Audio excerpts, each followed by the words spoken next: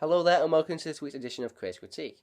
Now, the newly released cinematic film that I went to see this week, well, I say I went to see it this week, I saw it last week, but who's checking, is a film from director Guillermo del Toro, who I believe to be one of the best directors working in the business today.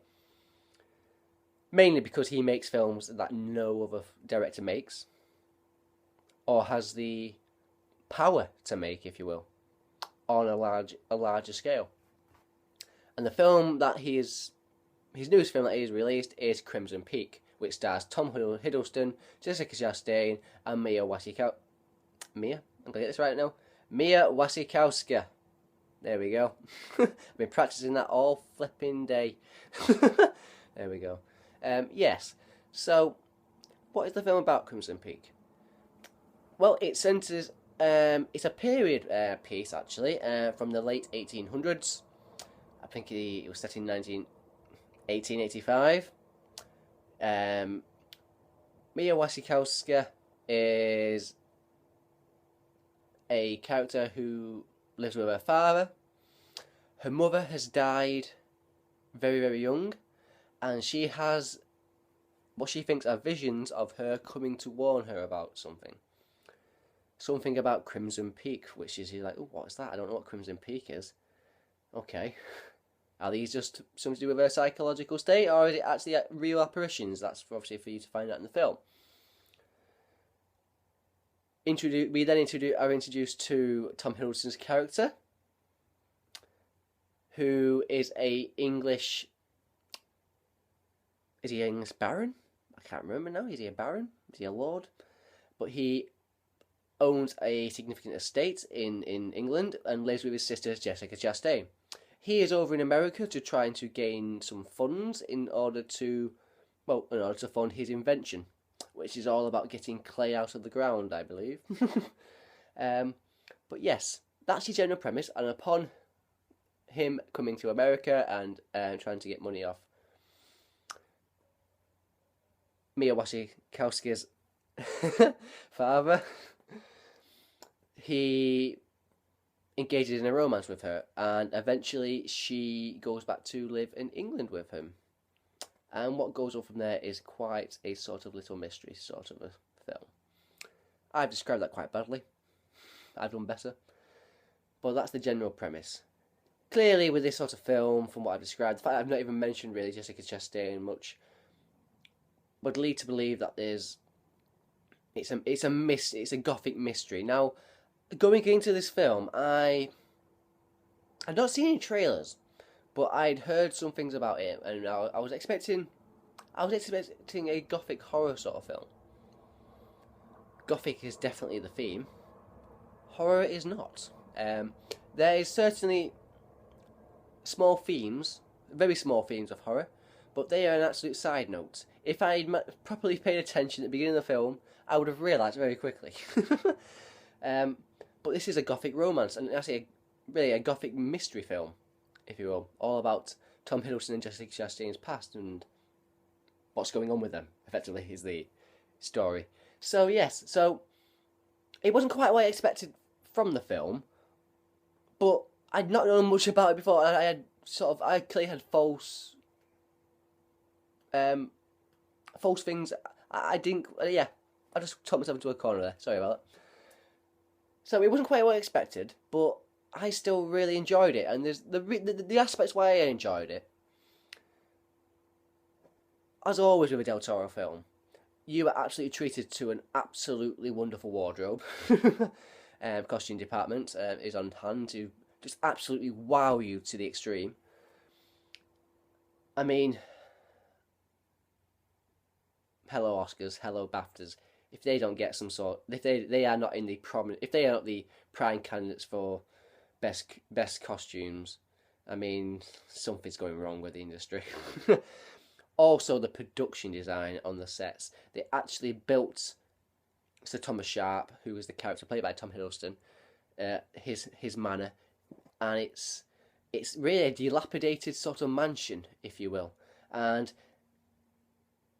it's, yeah, I don't know how to describe it, because the way it looks, the way it drips, there's clay coming out of out the walls, because the this man is on top of like a clay foundation, if you will, and for some reason it's coming up into the walls, and it's leaking, and so it gives the theme of sort of blood coming out the walls, which is really, really good for that gothic sort of angle.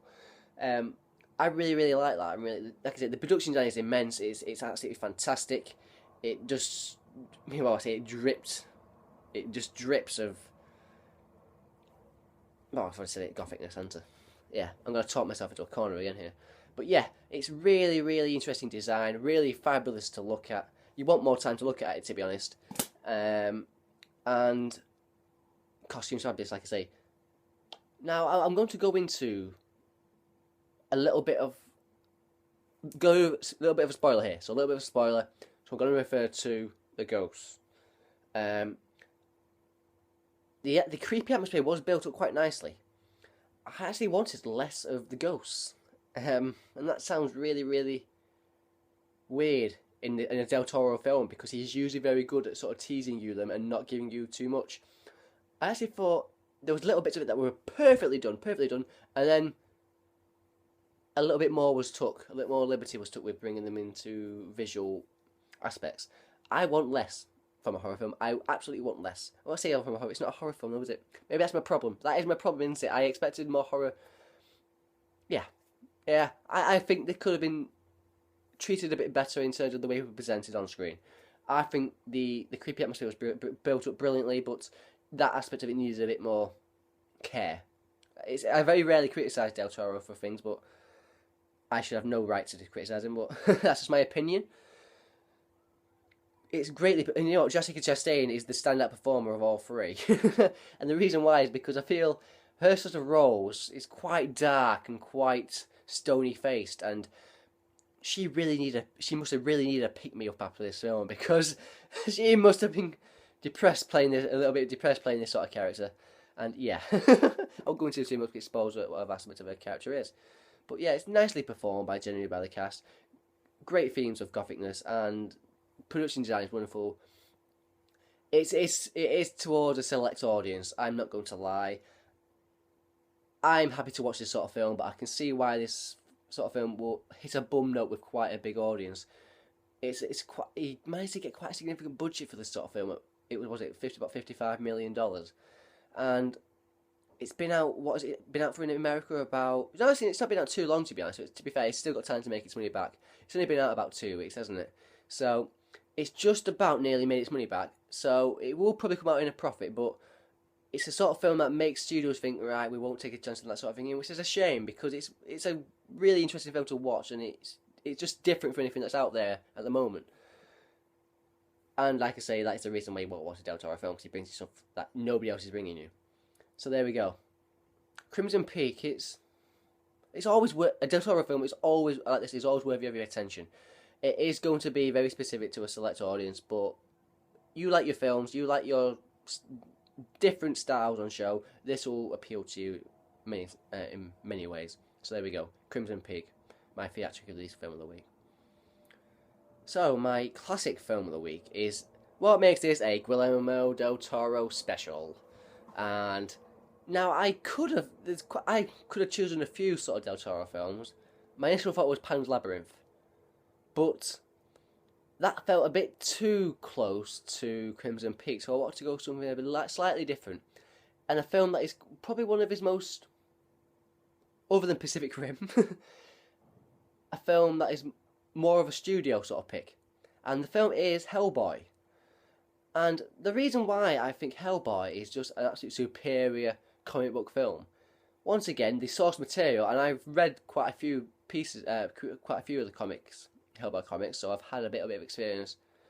To be fair, I've read them after I've seen the films, but I've still read them, so I've got some sort of insight into them. And it's because of the absolutely wonderful style of Mike Mignola, the comic book artist and writer. He has such a dark tone, which blends perfectly for a Guillermo del Toro collaboration. Ron Perlman plays the title character Hellboy, who is a demon born out of a Nazi experiment in the late 30s, early 40s, 1930s, 40s. in order to bring some sort of advances to Hitler and his army. Only it's intercepted by British scientists and American forces. So they rescue this little demon creature, and John Hurt, who plays the British scientist, obviously in the younger one, in the older version of him, and he looks after him, and he effectively becomes his adoptive father. Now, why this film works so well for me is, for many aspects, is we all know what superhero films, or I say comic book films, are like. And the ones that are different are the ones that absolutely stand out miles, and are usually really, really good. I previously talked about Sin City before, and that comic book adaptation on screen as being one of the best I've ever seen. I think the Hellboy films in particular, but particularly Hellboy here, are films that are essential to a film watching audience, because it gives you again something you're not seeing before. What you're seeing in Hellboy is a hero who is not like other heroes. He is flawed. My God, is he flawed? he's a drinking. He's a smoker. He's terrible at relationships. He's an outlaw of a hero. He's the anti-hero. He's a complete anti-hero, considering he's a demon. He's something from hell, who is apparently going to be the saviour of mankind. He is effectively on a team. Is it called the Bureau for Paranormal and sort of Mysterious Investigation sort of team, which also features I'm going to call him a fish guy, called Abe Sapien, who is played by Doug Jones and voiced by David Hyde Pierce. And I don't know how to Selma Blair plays I can't remember the term for it, but effectively she can instantly set herself on fire. It doesn't harm her, of course. And yeah, I don't know how to describe it, but yeah, she has problems, and that's why they all fit in together. Wonderful performance. It's a great relationship between Selma Blair and Ron Perlman, because it's one of the most real I've ever seen on screen. And considering it's from a comic book adaptation, tells you probably many things you need to know, because there's so many unrealistic on-screen couples and relationships, isn't there? And I think this is one of the most real, because it's absolutely flawed. They hate each other at times. They absolutely adore each other at times. They have an understanding that is only unique to them, and it's wonderful to observe. Like I say, I mean, you know what? The humour is truly wonderful. The word is the nonchalant performance of Ron Perlman. It's kind of okay, I'm gonna go save the world now. So okay, I've been bitten by this thing. Okay, I'll go ask him what it's about. What's this about, mate? Yeah, you just bit me with. That sort of thing. I just find it absolutely delightful to observe and watch. It's great. Even the set pieces that they are wonderfully done, and they look fabulous. And I'm going to go into the effects. The reason why I absolutely love this film for its effects is because you can't tell sometimes when the practical creature effects end and the CGI creature effects begin. And that is a truly outstanding aspect of this film. And it's almost the epitome, in a way, of effects, and what effects are supposed to be used for. You want to create something that you know is there, but then they can create something else that they can't do with puppetry or special creature effects or stuff like that, and they will do it on CGI. And the best examples of that is in the fight scenes between Hellboy and is it the creature Samael, and particularly in the train, under the train station sequences where they're fighting, because it's just fabulously done, absolutely fabulously done. And the creature effects, the special effects, the wonderful cinematography the wonderful, just the way the film looks. It's completely dark. It's a completely dark film. Wonderful performances by Ron Perlman, Selma Blair, Doug Jones, who should have more credit than he gets for this sort of film, because he is doing a wonderful job. Because he's not voicing the character, the sort of way because he's able to sense things. He can, as soon as he touches something, he can know the history of something and so on and so forth like that. So that's fabulous. It's truly fabulous. And yeah, I just think I have absolutely no idea why there's not been a third film, to be honest, because the previous two films, although they've not made an absolute ton of money, they have made a reasonable profit. I mean, the first film made, I don't know, what, about $30 million, which I know in the grand scheme of things isn't much, but the second film did make about 80 million pound profit, and that's a healthy enough profit, I think, to give us a conclusion to one of the best comic book adaptations that we've had on screen. The studio should have a duty, in my opinion, to give us fans a conclusion to this wonderful series of films. So there we go, thank you. Yeah. That's my last point I'm going to make, because there we go. I think the Hellboy is absolutely wonderful to watch. Here we go. So that was my classic film of the week, Hellboy. And my theatrical release film of the week was also Guillermo del Toro's Crimson Peak. I thank you if you have for watching. I hope you subscribe to me, and I do hope to see and speak to you again soon. Thank you for watching, and goodbye.